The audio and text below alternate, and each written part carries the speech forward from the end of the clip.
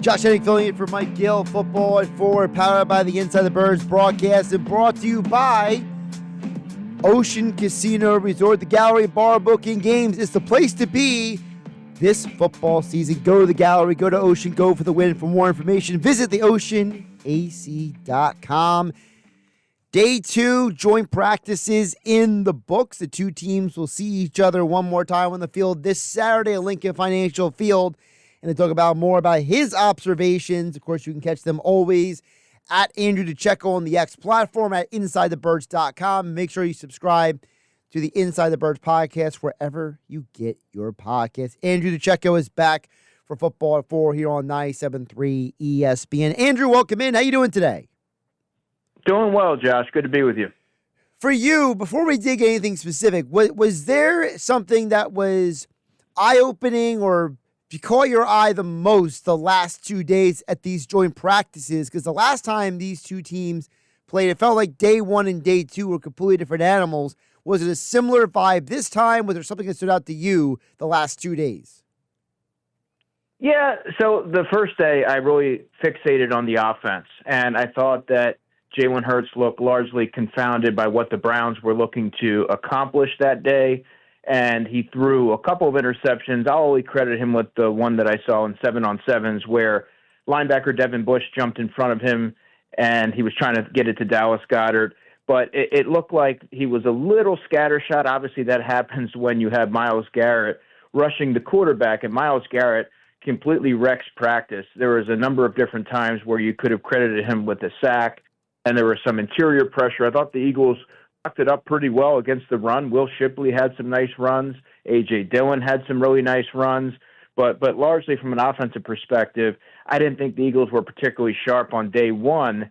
Devontae Smith scored a touchdown. A.J. Dillon scored a touchdown on a little dump-off there. And Devontae is so automatic in these practices, you almost take it for granted. But everything he does looks so effortless. But really, aside from that, nothing particularly stood out from an offensive standpoint. And then today I focused solely on the defense. Let's go back to what you said about the offense, because Nick Sirianni himself was very complimentary about the run game offensively in camp so far. So what have your observations been of what is basically a recalibrated backfield at this point? You know, there's no more Kenny Gainwell. He was a staple of the team the last couple of years, and now it's the baton has been passed, shall we call it, to Will Shipley and A.J. Dillon behind Saquon. Well, I mean, if training camp's any indication, the Eagles are, again, going to have another high-octane rushing attack. And I really like this backfield, Josh. They have a balanced, unique attack with Saquon Barkley, who's the dynamic bell cow, and he can do it all. Then you have an ideal change of pace running back in Will Shipley, who is such a natural pass catcher and has juice after the catch, and he's a developing player in terms of pass pro.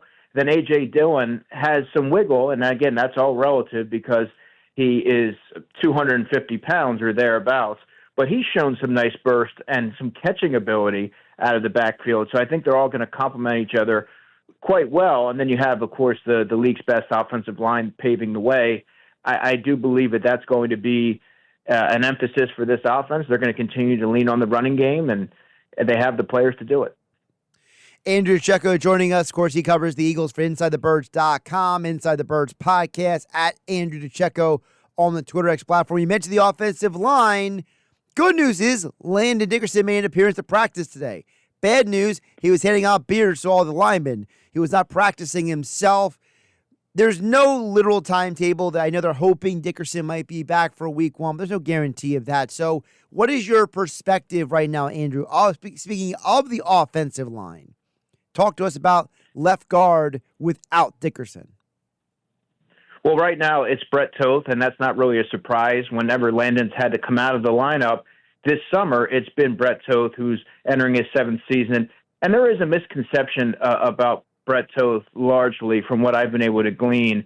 And he does a lot behind the scenes to really help the unit and help the team and bring the young players along and really establish that culture. A lot of folks may not even realize he came up through the ranks of being there with Jason Peters and Jason Kelsey and Brandon Brooks, Isaac Seumalo. And he always talks about the standard and making sure that he's doing his part and making sure he's upholding that standard. And there's also something to be said for the staying power that he has and mastering really the technique from Jeff Stoutland and being able to apply that on the field. He's a player that the team values, they trust, and I do believe that he's had some positive moments this training camp. He can also play anywhere on the offensive line, and those are players that they don't necessarily grow on trees. You want to find a way to keep them in-house and maximize their value. Andrew, you just mentioned about, maximizing Toth's value. It kind of led me to my next thought, which is, there's obviously, for people who are not at practice every day, not watching this team as closely as you are, the gut reaction might be, well, why don't you just throw Matt Pryor over there? What about Trevor Keegan? So what you think is the reasoning for why maybe those guys are not getting more shots at this? Well, at least initially, it doesn't make a ton of sense to uproot Tyler Steen, who's been spending all summer building that continuity alongside Lane Johnson and Cam Jurgens, and then moving him to the left. Now, Tyler Steen can play on the left side. He's done that before. But Brett Toth has been working with Jordan Mailata and Cam Jurgens and establishing that chemistry. And also, Brett Toth knows exactly how Jeff Stoutland wants it blocked up. He knows the technique. There's a lot of trust and confidence there, despite what outside perception may be. And so I just think rather than move two different players and disrupt the chemistry, I think it makes more sense to lean on a player who's been there, who knows the system, knows the scheme, and is very familiar with his teammates. And Matt Pryor he's a right tackle. He's a right guard. I don't believe he's ever even played left guard. So I think the player, if you're going to look for an outside, like a name internally that folks aren't talking about, would be Darian Kennard. Darian Kennard has played right tackle. They've tried him at right guard in camp. He's done well there. And they've now, since the Dickerson injury, have been giving him second team work at left guard. So it really does suggest that they like what they've seen from him, and they're trying to see if he can handle multiple hats because he's a young player with some upside. Speaking of guys with upside, let's talk about what's going on with the tight end position. We know who the top two are, Andrew, so far. We know it's Goddard. We know it's Calcaterra. But what are your observations about who might steal that third spot in the tight end depth chart? Well, right now, and it's taken a while for a player to emerge, but I think that guy would be Gransson, who the Eagles signed in free agency. He was drafted by the Colts. He's a unique type of tight end because he doesn't fit the prototype. And what I mean by that is he's more along the lines of an H-back. He's lined up in the backfield before. He's lined up out wide. And, he can just provide a lot of different qualities to the offense. And he also provides special teams upside. And I'm somebody who watches every detail in practice, and I couldn't help but notice that he's been getting first crack on the kickoff team in the kick return game. And that speaks to what Michael Clay and the Eagles believe that he can provide. And I think of all those tight ends, Harrison Bryant and E.J. Jenkins, he's flashed a little bit more as a receiver as well. But being third in the pecking order, you're not going to see the football an awful lot. I think it just lends itself to being able to do different things offensively, that kind of body type, that kind of skill set. I'm still not 100% sure the Eagles would even keep two tight ends, but if you're looking at a third one to emerge, I think Gransson slowly being that guy. Andrew, flipping over to the defense. Andrew DiCecco joining us for Football at 4, powered by the Inside the Birds podcast, InsideTheBirds.com for all of Andrew's Eagles coverage, and, of course, at Andrew DiCecco on social media. Andrew, cornerback. You know how Eagle fans are. They've been losing their mind for days now about Ringo and Jackson. So talk to us about the state of the cornerbacks because they did trade for Jakori Bennett last week. So what is your take on the latest with the number 2 cornerback position? Well, right now, I think it's fair to say that they're still on shaky grounds, and there hasn't been a player who's yet to step up and seize the job. So Keely Ringo had a tough showing on Wednesday, the first joint practice, gave up some catches, and you didn't see the fundamentals on one particular reception. Jakori Bennett struggled yesterday as well. Now, he's also still learning the defense. That was really only his second full practice with the Eagles. So context is really important there. He's still getting up to speed. Today he got some first-team reps. And Adoree Jackson's solid, if unspectacular. I just think that there's something to be said for a player who's played in 97 games, and you kind of know what you're getting. If you're the Eagles, you're hoping that Kelee Ringo, continues to trend forward, and you've spent years developing him, and ideally you'd like him to be that starting corner. But I think the natural fallback plan would be Jakori Bennett, who, of course, they traded for, and he's still getting up to speed. But really, none of the three have really stepped up and seized this opportunity. I talked to Eric Edholm earlier today on 97.3 ESPN, Andrew, and he talked about how much he liked Jakori Bennett coming out of college, and he thinks that, as things are going, he thinks that Bennett might be the best option of the three. Do you think that's a bit of a premature estimation, or do you think it might be trending in that direction? I still think that's a little premature. Folks have to be careful with whenever you add a young player who started some games, and it's the shiny new toy, for lack of a better term. There's the natural instinct to get, natural inclination to be bullish on that player and view them as a savior of sorts. But Jakori Bennett, he's not going to be handed anything. He's going to have to go out there and earn the job, and he now is tasked with trying to get up to speed as quickly as possible.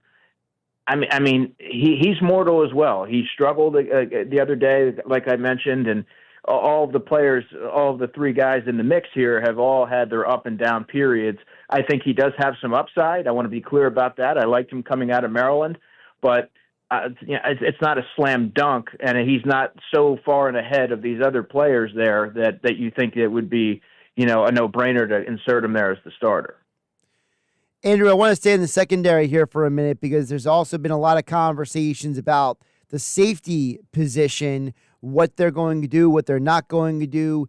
If you had to put kind of like a bit of a, I'm trying to put it in a way that I'm not going to put you on the spot, okay? But if you were to sit there and say, look, I think that between Sidney Brown and Drew Makuba, who you think the Eagles want to win the job versus who do you think will win the job? Do you think there is that difference, or do you think the Eagles are being open-minded with this? Okay, I'll try to unpack this as best I can. I think the Eagles would like for Drew Makuba to win the job. They drafted him in the second round, and he has some coverage ability, the versatility, the football intellect that, to me, suggests that he's a tailor-made safety for Vic Fangio. Right. However, both players have their own skill sets. Like today encompassed what Sidney Brown is all about. A heat-seeking missile. The Browns did a lot of running plays, and he was attacking the interior, getting downhill. He was in his natural element. Unfortunately for him, that's not. You need to do more than just that. It's an all-encompassing position in Vic Fangio's system, and I could see him contributing situationally. I'm not quite sure how he's going to fit as a post player in this defense. But I think Drew Makuba, and we're going to see his first preseason action here on Saturday.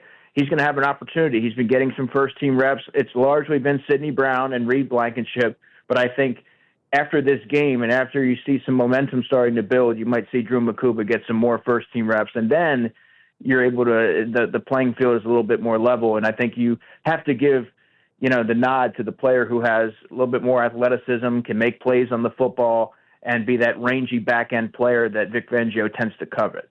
And then how does Cooper DeJean factor into all of this? Because we know the Eagles, when they first drafted him, they viewed him in some ways as a guy who can do a little bit of everything, right?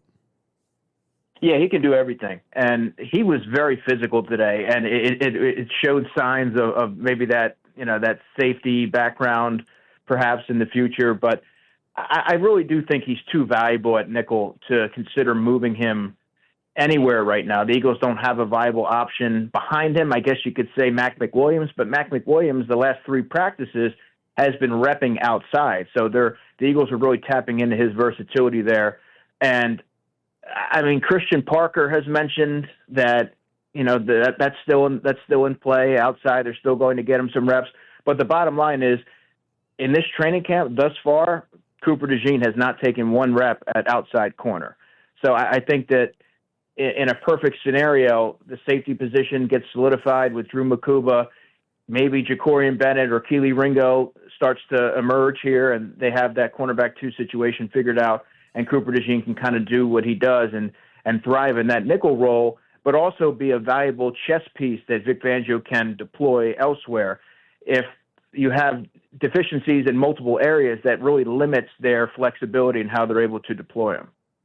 He's Andrew DiCecco. Check out all of his coverage of the Eagles in training camp, joint practices, all the details at InsideTheBirds.com. Give him a follow on social media at Andrew DiCecco. And, of course, he is also a part of the Inside the Birds podcasting network. Like, subscribe, and download wherever you get your podcasts. Andrew, keep up the great work, my man. Thanks, man. Talk soon.